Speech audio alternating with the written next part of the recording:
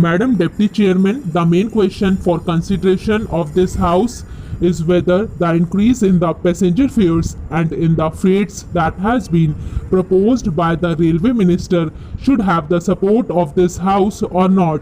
I have been listening with some interest to the speeches so far made, and they are all unanimous on one point, namely that there should be no increase, particularly so far as the second class passengers are concerned. What we have to decide at present is that those friends who have emphasized their opposition to this levy have also said that in view of our developing economy, in view of our developing industrialization, in view of the fact that there is a greater demand for passenger traffic as well as goods traffic, we have to develop our railway system. We have to see that we increase our lines. We have also to see that we double our lines. We have also to see that the production of the locomotives, wagons and coaches is increased with greater rapidity. Otherwise, we will not be able to meet the demand of the developing economy. It is also agreed that according to the recommendations of the Pay Commission, we all feel that our workers, our laborers, are entitled to DA, which will be to the tune of rupees 12 crores. There are no two opinions about it. It is also demanded that so far as amenities to the workers are concerned regarding their privileges and concessions or the repairs to the stocks are concerned, there is very urgent need that we should see that our workers do not strain themselves. An engine driver should not be asked to do work for more than 12 hours. Similarly, others in the railways should also have further concessions. So far as leisure, rest and leave are concerned, it is also agreed and it has been emphatically stressed on all hands that the second class passengers are not getting amenities which they should get. The greater portion of the income comes from the second class passengers, and the position is that they are not getting their dues by way of rest and comfort which are necessary for them. I appreciate that effort is being made, that so far as sleeping accommodation and provision of fans to the second class passengers are concerned, something is being done. But this not touch even the fringe of the problem, and when we see the second class passengers huddled together like cattle, not even having sufficient air to breathe in, we feel that there is something seriously wrong with our railway administration. We have also to see that the shortage that we had about the supply of wagons to the coal mines and to our steel industry is not there. Madam, it is a strange chain of events that the minister who was in charge of steel and who gave statements in a way implying that the railways are not doing their part well is now saddled with that responsibility, and I am sure he must feel double responsibility because he knows how the industry has suffered or was likely to suffer.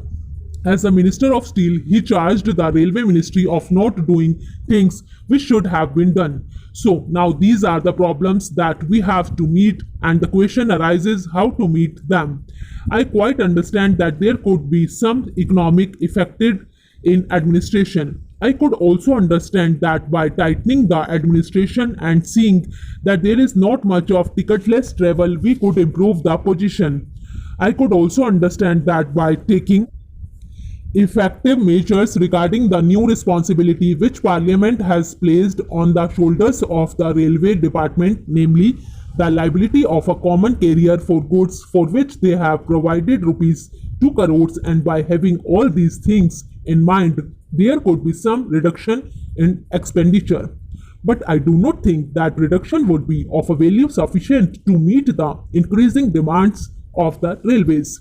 That is the problem. It is true that it will be hard to increase any fare. It would be hard to increase any freight.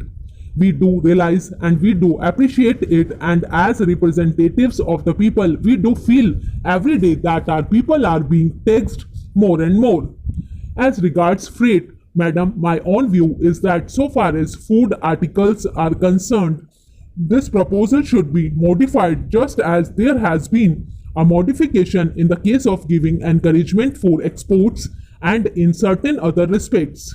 Similarly, I feel that so far as food articles are concerned, the proposal should be modified, and on the other things, these rates may continue as proposed. In this way, the danger that has been pointed out by honorable members, and to a certain extent correctly, that if the prices of food articles go up, that would create difficulty, would be avoided. Mr. Vice Chairman, knowing the honorable mover of this resolution to be a good parliamentarian, I had expected that he would place before the House all sides of this problem. I had expected that he would be no less interested in the efficiency and discipline of the administration, no less interested in the public welfare than in the interest of the civil services. But I am sorry to observe that he has taken only one view of the matter, namely the interests of the civil services alone. He has not at all dwelled upon the frightful consequences which a strike of the sort we had the misfortune to have would have had on the country and the people in general.